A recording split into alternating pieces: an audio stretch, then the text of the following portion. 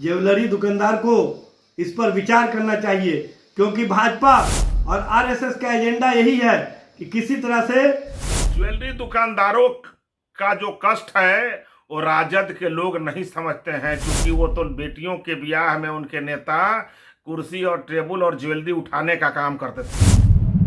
देखिए, एक बार फिर से हिजाब विवादों में, और इस बार विवाद की शुरुआत बिहार की राजधानी पटना से है, क्योंकि सराफा व्यापारियों ने हिजाब और नकाब को प्रतिबंधित कर दिया है। सीधे तौर पर उनका कहना है कि कोई भी व्यक्ति उनकी दुकानों में हिजाब और नकाब लगाकर नहीं जा सकता। उनका कहना है कि ऐसे में उनकी पहचान छुपी रहती है और आपराधिक तत्व जो है वो अपनी पहचान छुपाकर दुकानों में प्रवेश कर जाते हैं, और ऐसे में उनकी सुरक्षा को चोट पहुंचती है, उनकी सुरक्षा में कहीं ना कहीं कमी आ जाती है। अब इस पूरे मामले पर विवाद शुरू हो गया है। राजद से प्रवक्ता एजाज अहमद ने इस पूरे मामले को लेकर एक बड़ा सवाल खड़ा कर दिया है। उन्होंने बड़ा सवाल खड़ा करते हुए कहा है कि सीधे तौर पर बीजेपी के बाद अब जो स्वर्ण व्यापारी हैं वो अब कहीं ना कहीं धार्मिक विवाद जो है वो शुरू कर रहे हैं, धार्मिक मुद्दों को विवादित बना रहे हैं।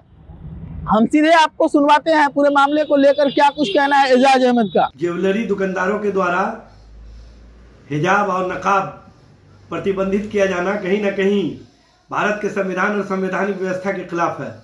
भारत के संविधान में सभी धर्म के लोगों को धार्मिक आज़ादी मिली हुई है कि वो अपने धार्मिक परंपरा के अनुसार वेशभूषा और पोशाक धारण कर सकते हैं, और उसी अंतर्गत मुस्लिम वर्ग की महिलाएं हिजाब और नकाब पहनती है।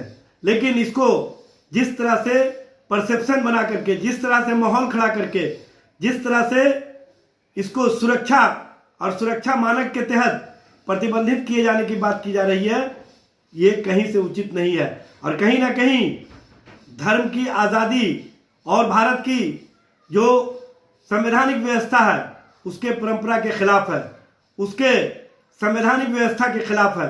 और इस तरह की बातें करके कहीं ना कहीं किसी धर्म की भावना को भी आहत किया जा रहा है। इस तरह की धार्मिक भावनाओं को आहत करने वाली कार्रवाई, इस तरह से धार्मिक क्रियाक्रम को रोकने वाली कार्रवाई कहीं से उचित नहीं है।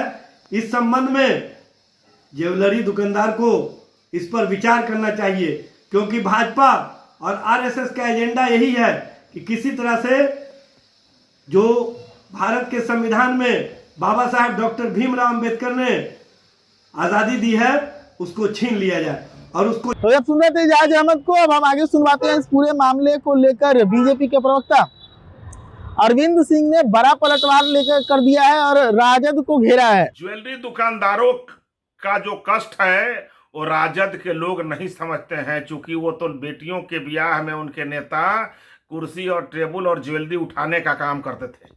उनके सुरक्षा को कोई मानक नहीं है। हिजाब लगा करके और ऊपर से चेहरे पर पर्दा डाल करके जा करके लुटेरे उनके आभूषणों को लूटने का काम करते हैं, इसलिए उन्होंने ऐसा प्रतिबंधित कराया है। किसी के भावना को, धार्मिक भावना को ठेस पहुंचाने का उनका प्रयास नहीं है। अपने सुरक्षा के दृष्टिकोण से उन्होंने ऐसा किया है और यह कोई गुनाह नहीं है। सुरक्षा का दृष्टिकोण और सरकारी तंत्र में कहीं भी कोई हिजाब का प्रथा नहीं है।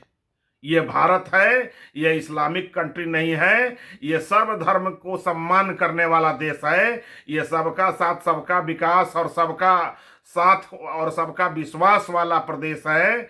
इसलिए जो इस तरह के सोच रखते हैं वो कहीं ना कहीं उनका मानसिकता गड़बड़ है। तो अभी आप सुन रहे थे बीजेपी के प्रवक्ता अरविंद कुमार सिंह को। सीधे तौर पर उन्होंने कहा है कि इस बात से राजद को इसलिए मिर्ची लग रही है क्योंकि राजद के परिवार के जो नेता थे, लालू परिवार के जो नेता थे, लालू परिवार की बेटी की शादी में आभूषण दुकानों पर जाकर जबरन आभूषण उठाकर ले आए थे। अब ऐसा करने में उन्हें नहीं बनेगा। इसी को लेकर राजद के लोगों को इस बात की मिर्ची लग रही है। और जाहिर सी बात है कि जब सुरक्षा की बात है तो नकाब पर प्रतिबंध बिल्कुल सही है। इस पूरे मसले पर आपका क्या राय है? अपनी राय रखें और जुड़े रहें सच टॉक के साथ।